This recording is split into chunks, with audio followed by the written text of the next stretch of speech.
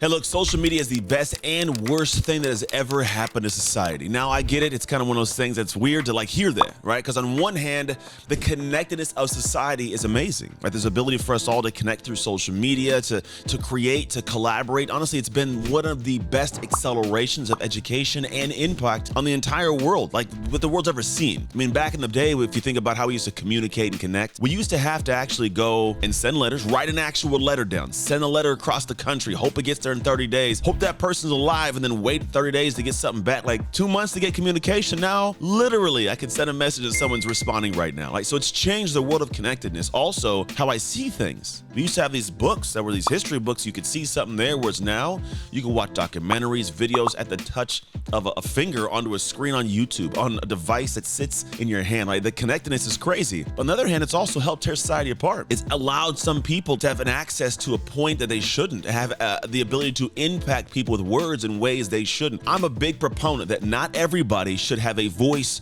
to say certain things in certain settings. They should all have a voice. We should all be able to speak, to share ideas. But I think some people, they purposely troll. They purposely go out to cause a problem. I've been on Zooms where people get into the Zoom meeting, start posting weird videos, taking over the chat. Like, people do stuff because they have access to the same exact internet. And so for me, I've watched countless people's lives change forever, like in certain ways in social media, in good ways, like the ability to have motivational, life-saving content. I've watched some people be able to say, hey, reach out to me and go, Ant, this video, man, has saved my life. And a lot of things that I was thinking of doing, and because this video existed, I didn't take this action. I did this thing instead of this thing, and it changes the way that people's lives go forever, but also in bad ways, because people spew craziness and stuff that is really bad, if you want to call it that, and you know what I'm talking about, or lewd ideas, and it can actually in times lead to death. The way that even warfare is fought nowadays from all these different companies and different countries, in fact, it's done on the internet, man. When things are taking place in certain countries, certain individuals are flooding different countries with certain language. In fact, there was something that took place in China when they were having the anti-pandemic, or we'll call things zero COVID policy. There was a lot of things going on protest-wise, like the actual Apple buildings where they were building things in China, making the phones were getting,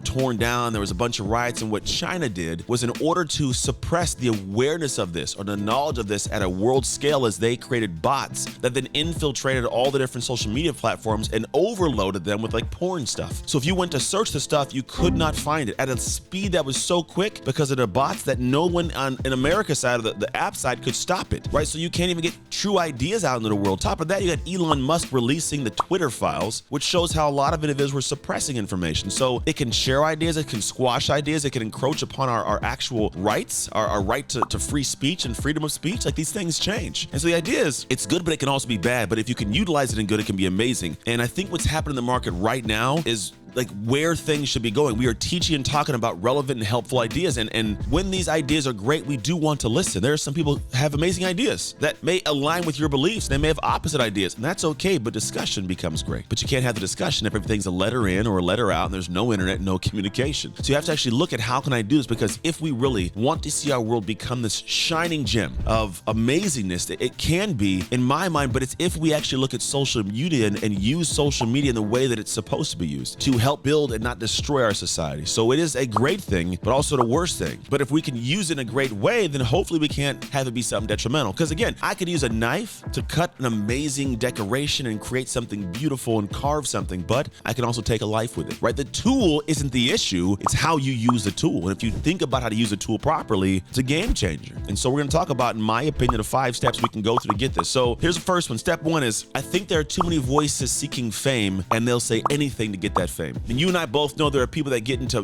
bathtubs full of raviolis for no reason. There are people that will purposely say things in opposition or join a conversation to say off-the-wall stuff to get viral. I mean, if you look at certain countries, there are countries that create ByteDance, for example, a Chinese company. I'm not anti-China, just this is the thoughts that came to my head in real time. I don't script these, I kind of have ideas and I flow. But I know that in China, ByteDance, right, it's this TikTok owner. They create this app and they push it out to the world, and they get to choose the algorithmic flow of what we see see as Americans or any country. And it's interesting, if you go to China, what's put out there is great videos of people doing amazing things in the science realm, and these cool videos of math and solutions. And so when you ask a Chinese kid, what do you want to be when you grow up, they actually say, and the top response is an astronaut. Now, we used to have that as Americans. You used to be an astronaut, a firefighter, a police officer. We used to have that. You want to know what it is in America now? Let's put it this way. It ties to what the algorithm shows us. That's important, what we desire to go after. The voices that are put in front of us that say, you should dance, you should show skin, you should create this, and you should be a big, bold voice. And what we choose now is, as kids, we ask, what do you want to be? They say, I want to be an influencer. Now, I'm not knocking influencers in any way. I'm kind of in that realm, but not really. But the idea is you have to have some value, in my opinion, to influence people with, not just influence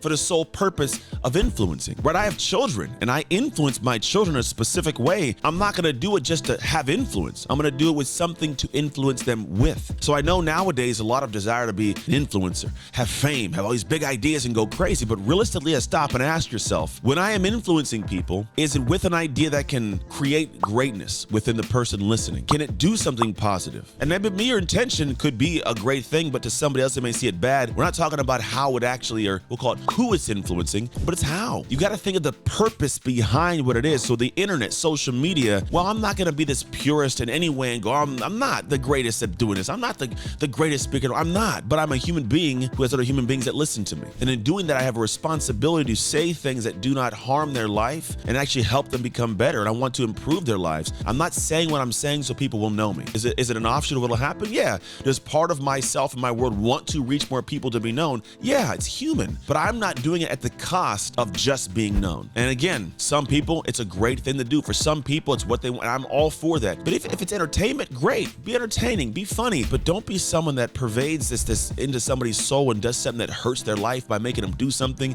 say something. Look at Tide Pods. People are eating Tide Pods. People are taking bath salts. People do some crazy things because the internet told them to do it. Someone said to do it. Don't follow everybody. Not everybody needs to be followed and every voice heard by everybody. So I'm putting out there step one. Step two, people are getting numb to violence on the internet. I think it's a tough one, is when we think about how to make the internet better. We got World Star. World Star, everybody says that, right? And so you go out there, you go, what is that? Well, what it is, you watch a video of somebody getting hit, punched, beat up, hit by, it's crazy off the wall videos. And I heard somebody, I can't recall who, but they talked about how back in the day, I say back in the day before the internet existed, was, the 2000s, 1990s-ish. It was different in terms of how we saw and we experienced violence. And I think what happens is back then what you had was, if there was violence, it was something I saw with my own two eyes. And it's different, right? Because if you watch a fight take place, I watch someone and see their eyes when they hit somebody or get hit by somebody. I watch how their head hits the ground. I saw the fist hit the face, the blood that comes up, the aftermath of it all. Somebody, walking away and you could see the look of shame on their face. You could see it. I've been in fights. I've broken hands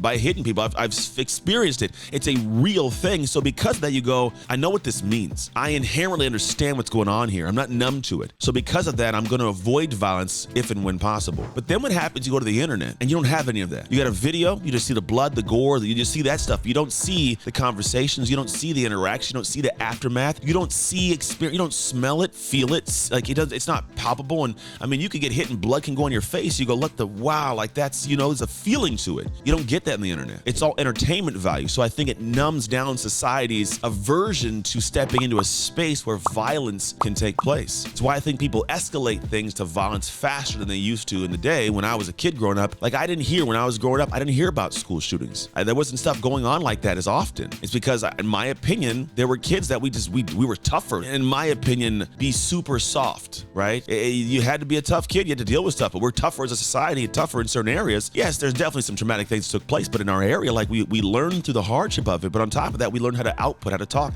We communicated with our friends. There was different connection, interaction. We didn't silo off and face our phones all day. We had to talk to people, not get lost in scrolling and mindless numbing, feedback and get really dialed into all this different stuff that was violent, right? Now that's what they can do, where in the day you had to talk to people. And so I think we progress to now, and there's a numbness to it. There's a disassociation from society. There's not a connection. So somebody feels angry, they see the violence, they desire that, and they can tuck themselves into a backside realm where it's just them against the world. And now I think different things happen that shouldn't be happening, that hurt people because of the silo nature or because of the numbing of individuals based on the violence they see consistently. Number three is, I think it disrupts our legal system. I think with the internet and the way that we communicate and interact and change things, the way the legal system is done now because of, let's say, the media media, right? The way the media can portray things, spin things, show things. You manipulate the media. Now people have to win in the court of public opinion as opposed to the court, right? Before, like, there was areas you couldn't get into the courts. It was all tucked away. And now everything becomes a media circus if it's big. And so what happens is the people who are trying to defend themselves or prosecute, no matter what side you're on, they're not just trying to put the facts out. They're trying to convince the public so that somebody can go out there and unfortunately judges and juries who are manipulated in ways they shouldn't be, they see stuff and go, oh, I didn't see that. And the media says this, and they're going with the circus of it all. And they don't want to be the person who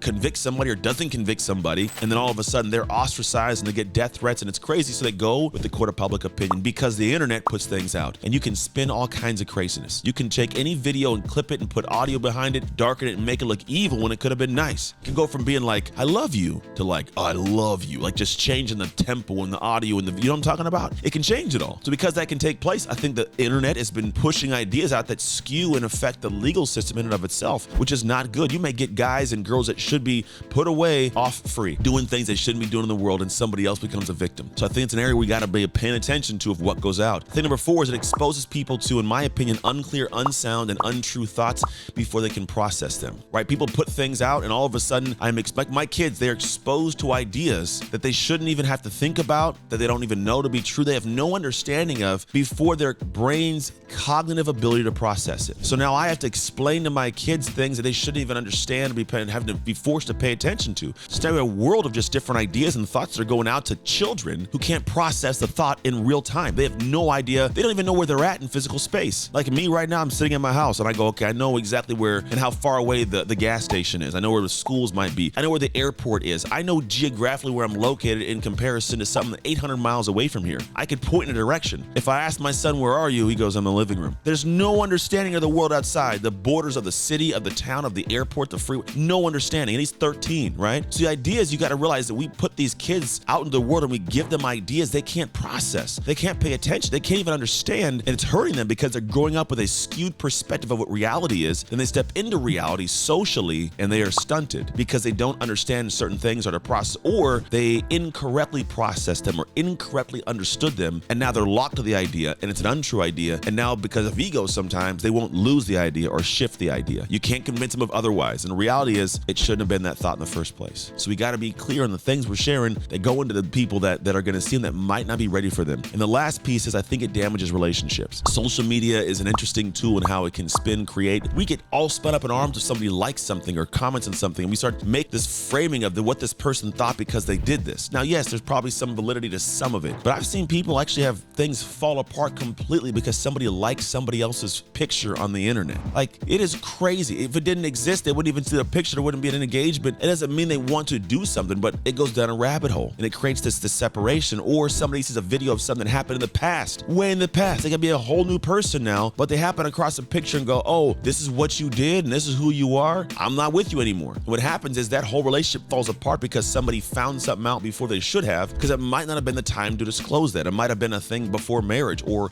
when they're in a different situation, they have to talk to it, right? But you can't just all of a sudden get mad because someone didn't share every depth of their soul with you or had some action take place that you put a meaning towards, because the meaning of the action might not be the meaning that the person meant. But if you give it a meaning, you get mad about the meaning, that's a fight that shouldn't even have taken place in the first place. However, it has because of a meaning placed on an action or an inaction that wasn't what it was in the first place. So social media, believe me, the way I look at it, it can be adjusted. This is one of the ways. And then I think number 6, the most important, is it actually negatively affects social skills. I think the world we live in is not the same as it used to be. You have to go outside and play. You used to want to go outside and play, do things with people and hang around. And now it's a chore. It's a punishment to go play basketball outside. It's weird. And because of that, it stunts people's growth socially. The pandemic making kids stay at home or have masks on. You don't get to read faces and engage in critical years. We got to learn the interaction of humans. They're stunting the ability for a person to understand a person's communication simply by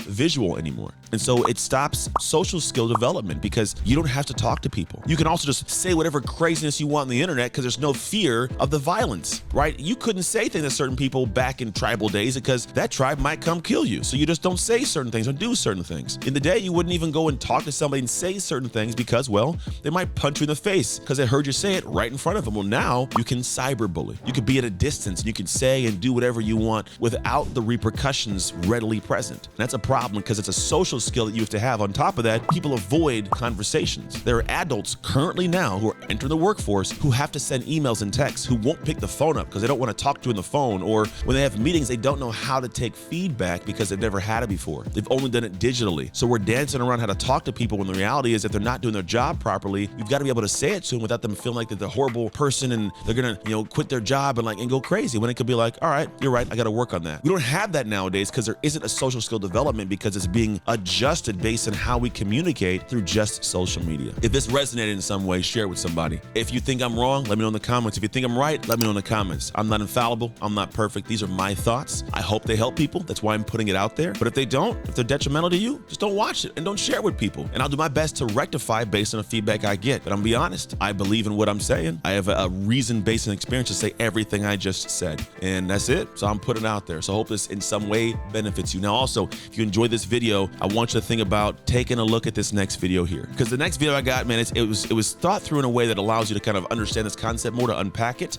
So make sure to watch it. And again, put comments below that one, but check this one out. Outside of that, take care. And as always, do the dark work to make shift happen.